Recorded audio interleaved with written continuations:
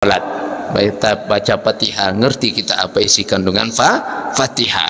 Ya, kemudian kita baca ayat, apalagi kita ada imam tadi baca Al-Quran, ngerti kita, oh ini Al-Quran yang dibaca Pak Imam ini tentang jihad, ini tentang keimanan, ini tentang surga, ini tentang neraka. Maka ruh kita berfungsi saat itu, ya, menjiwai.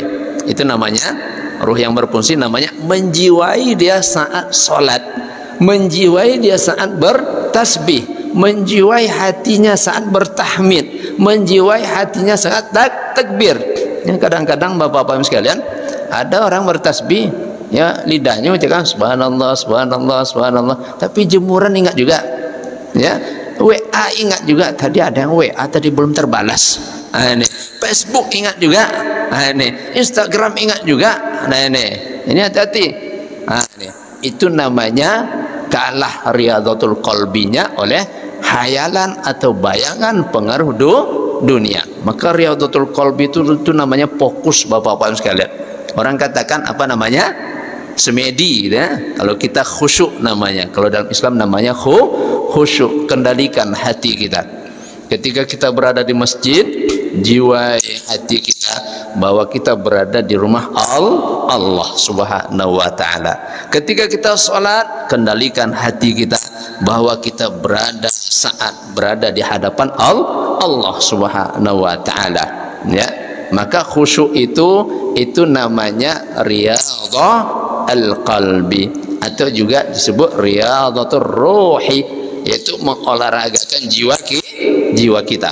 Nah, ini karena khusyuk itu, ya, bisa kita kalau sudah terbiasa bapak-bapak sekalian, ya, walaupun bapak ibu sholat di pinggir jalan umpamanya kan, ya, tapi sudah biasa kita khusyuk kita, Allahu Akbar, walaupun kiri kanan bunyi mobil, ya. Kapan itu kita kalau sholat pinggir jalan kita sholat umpamanya ketika kita haji gitu, ya, ketika kita pergi haji, ketika kita di Arafah kan kadang-kadang ada suara ini suara itu dan sebagainya. Ketika kita berada di Mina umpamanya, ya, di Mina kan ada orang yang sholat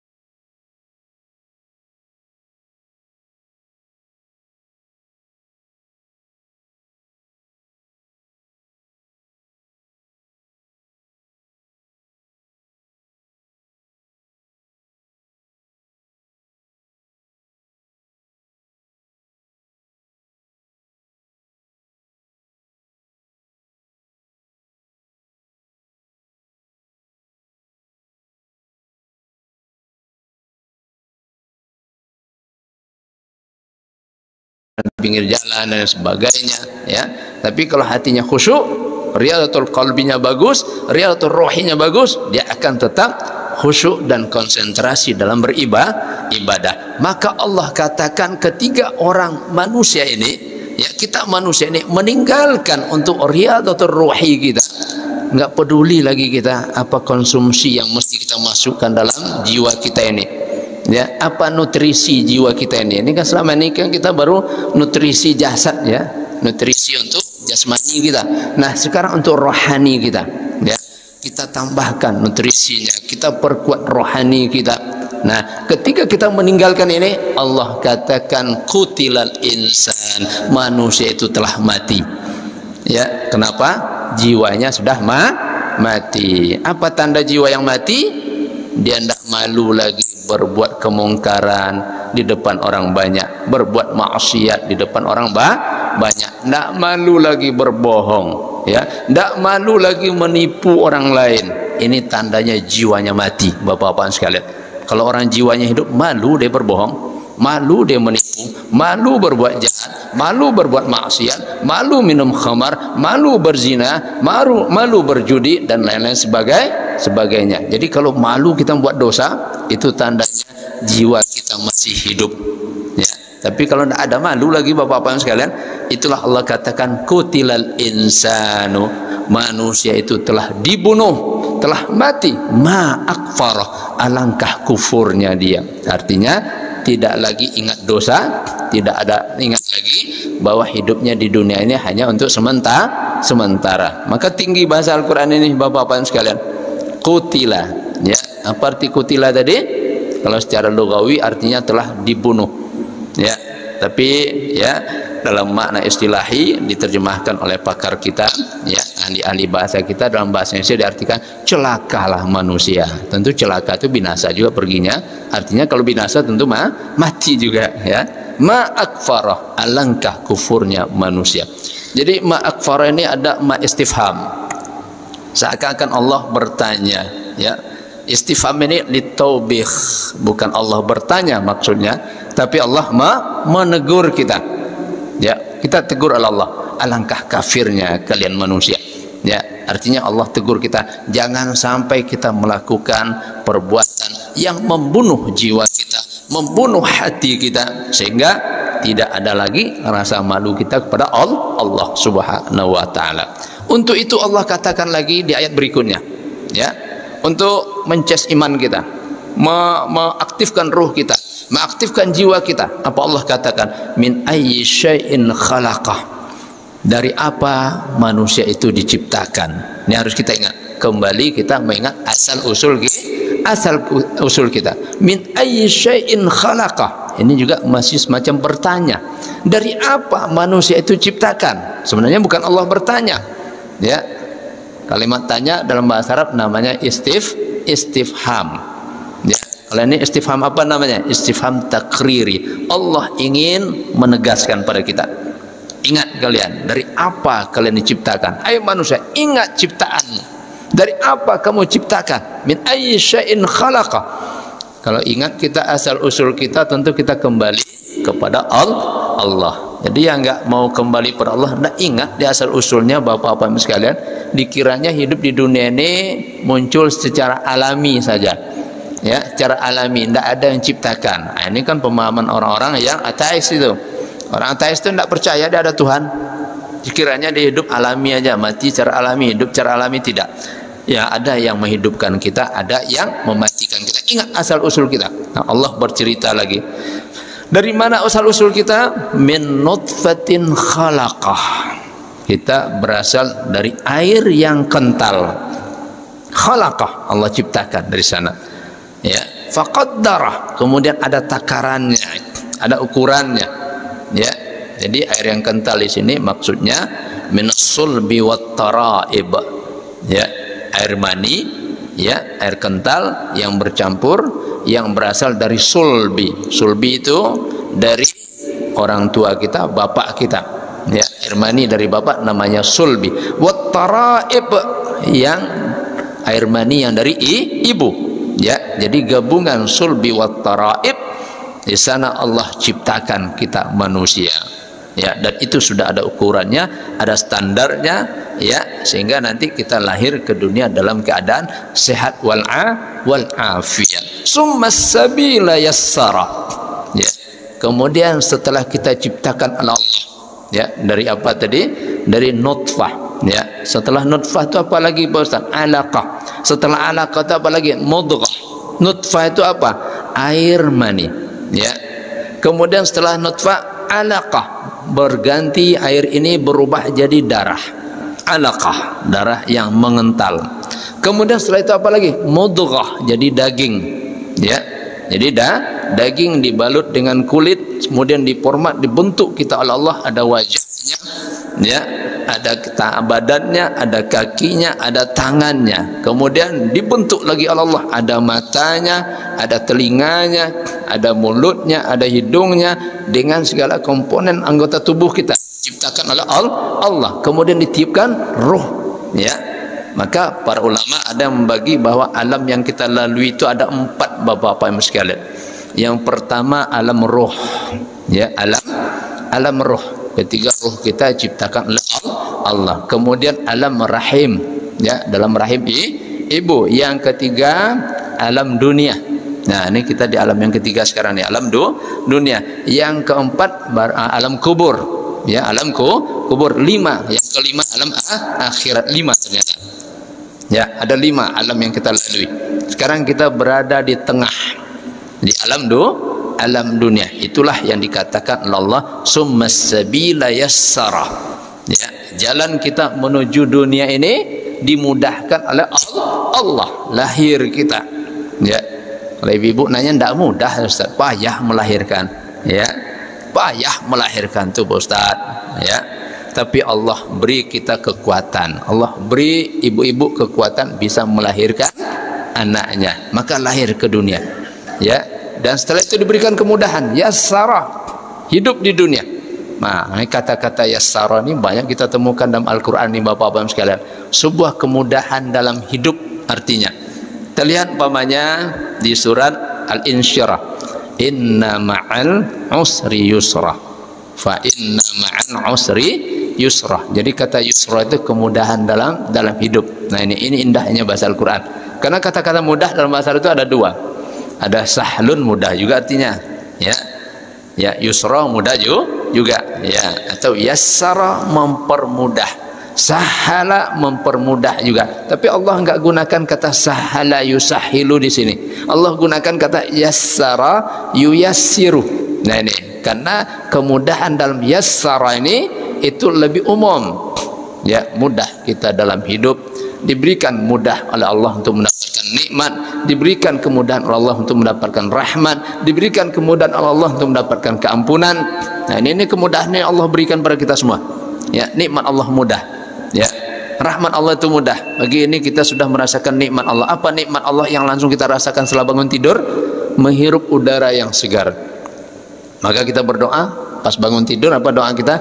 Alhamdulillahilladzi ahyana ba'dama amatana wa ilaihin nusyur. Oksigen gratis sudah menunggu kita. Itu yassarah dalam kehidupan kita. Apalagi kemudahan, rahmat, nikmat Allah tidak terhitung.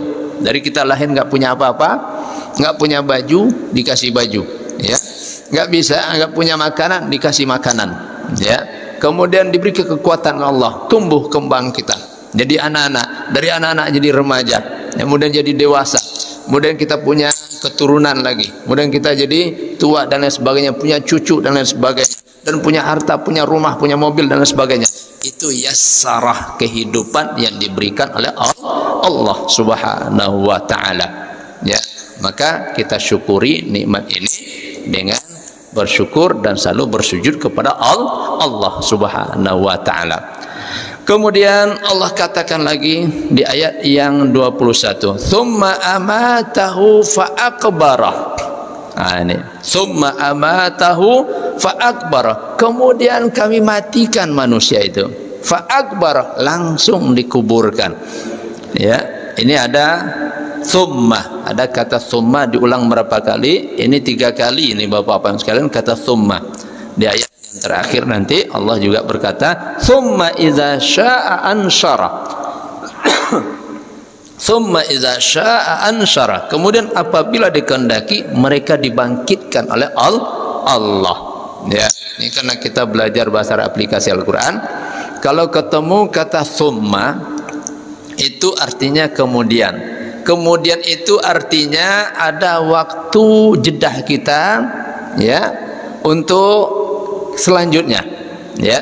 Umpamanya saya duduk kemudian saya pergi, ya, artinya duduk tidak langsung pergi, ya, artinya duduknya ada jedahnya dulu.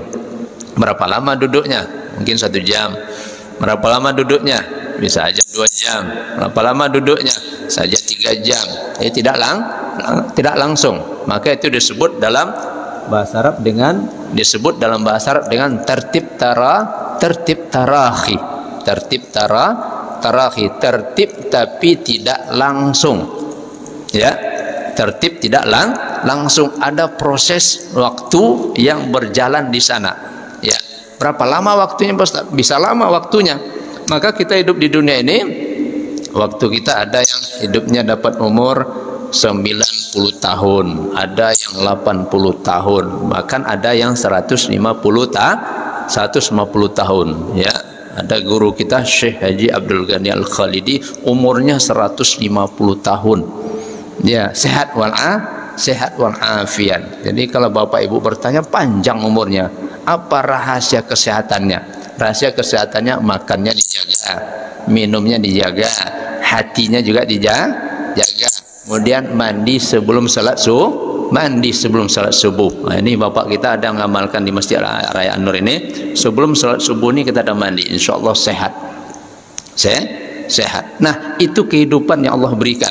Mungkin ada yang 60 tahun, mungkin ada yang 70 tahun. Jadi enggak langsung. Ada kata thumma. Jadi thumma itu tertib tarakhi. Thumma sabila yassara. Setelah kita berada di rahim ibu 9 bulan, baru dilahirkan oleh Allah. Lama 9 bulan. Kemudian hidup kita di dunia, thumma amatahu fa akbarah. Nah, berjalan lagi kehidupan kita di dunia dalam waktu yang tahun yang begitu lama, ya, baru kita diwafatkan oleh Allah. Tapi ketika kata fa akbarah, Allah tidak menggunakan kata thumma, Allah gunakan kata fa. Ya, fa itu tertib ta'qib namanya. Tertib ta'qib, tertib langsung. Ya, tertibnya langsung. Karena itu bagian dari huruf atop namanya Bapak Ibu sekalian. Huruf atop itu ada waw, fa, thumma, au, am, imma, bal, la, lakin, hatta. Ada ya 10 itu ya kalau nggak salah huruf atop. Ini memiliki makna yang berbeda. Ada thumma, ada fa. Kalau thumma tertibnya tarakhi. Dia urut tapi ada jeda waktu yang begitu lapang diberikan oleh Allah. Tapi kalau kata fa itu tertibnya ta'qib langsung. Ya, maksudnya apa nih? Maksudnya thumma amatahu fa akbara. Kemudian setelah jeda waktu yang begitu lama kita hidup, diwafatkan oleh Allah Subhanahu wa taala. Setelah kita wafat, fa akbara, langsung dikuburkan. Maka kalau ada kita orang beriman, ya, umat Islam yang meninggal dunia, jangan ditunda-tunda pemakamannya. Ya, jangan pula sampai seminggu, ya, sampai 2 hari. Fa akbarah, Allah katakan fa akbarah, langsung dikuburkan. Ya, jangan ditunda. Ya, karena bagaimanapun orang beriman itu ingin cepat bertemu dengan Allah, ingin dia supaya jasadnya diselamatkan, dikembalikan pada asalnya, itu dari tanah kembalikan pada tanah, karena di situ nanti dia akan merasakan sebuah kedinginan, ya, sebuah menghilangkan rasa sakit, sejuk rasanya ketika dia sampai di tanah, karena kembali pada asalnya. Tapi kalau kita tahan-tahan Bapak-bapak sekalian, dan meninggal umpamanya keluarga kita itu kita tahan, kapan dikuburkan? 5 hari lagi Pak Ustaz. Ya, nanti kita awetkan dulu, kita kasih formalin. Nauzubillah summa nauzubillah, itu bahaya. Ya, karena yang meninggal dunia merasakan rasa sakit. Ya, sakit ketika ruh berpisah dari jasad itu masih terasa itu. Ya, ketika ruh berpisah dari jasad, ya, kalau umurnya 80 tahun, bayangkan aja Bapak-bapak sekalian. 80 tahun ruh menyatu dengan jasad. Kalau umurnya 70 tahun, bayangkan 70 tahun ruh menyatu dengan jasadnya. Kalau umurnya 60 tahun, 60 tahun ruh menyatu dengan jasadnya. Ini memisahkannya sulit. Ya, memisahkannya sulit. Jadi ketika terpisah, tercabut ruh dari jasad, itu sakitnya luar biasa. Dan sakit itu akan hilang, tidak lagi dirasakan bagi yang meninggal dunia setelah dia dikuburkan. Nah ini. Tapi kalau masih ditunda-tunda pemakamannya, maka dia akan merasakan rasa sakit itu. Nah ini, maka justru itu baginda Rasulullah SAW ketika dia meninggal dunia, dia tidak minta dipulangkan untuk dimakamkan di Mekah, tidak. Ya, makamkan langsung di Madinah Al-Munawwarah. Artinya apa? Di mana kita meninggal, di situ kita dikuburkan. Kalau meninggal kita di Mekah, kuburkan di Mekah. Meninggal kita di Madinah, kuburkan di Madinah. Ya, kalau ada umpamanya meninggal di Turki, kuburkan di Turki itu. Ya, kalau meninggal umpamanya di Mesir, kuburkan di Mesir itu. Jangan kita ya tunda pemakamannya, karena itu akan menyakitkan. Maka Allah ingatkan pada kita, summa amatahu fa akbarah. Kemudian Allah wafatkan manusia itu, maka langsung dikuburkan. Ja'alahu fi qabrihi bisatrihi. Allah jadikan kubur itu yang menutup. Ya, menutup apa? Menutup segala kesakitan ketika ruh tercabut dari jasad. Jadi rasa sakit itu tertutup, rasa luka tertutup, hilang semua rasa sakit. Tsumma idza syaa'a ansyara. Kemudian setelah proses yang lama kita di dalam kubur kita, ya, sampai menunggu kiamat, setelah kiamat baru Allah bangkitkan manusia. Ansyarah artinya lil ba'thi. Indahnya bahasa Al-Qur'an ini Bapak-bapak sekalian. Ya.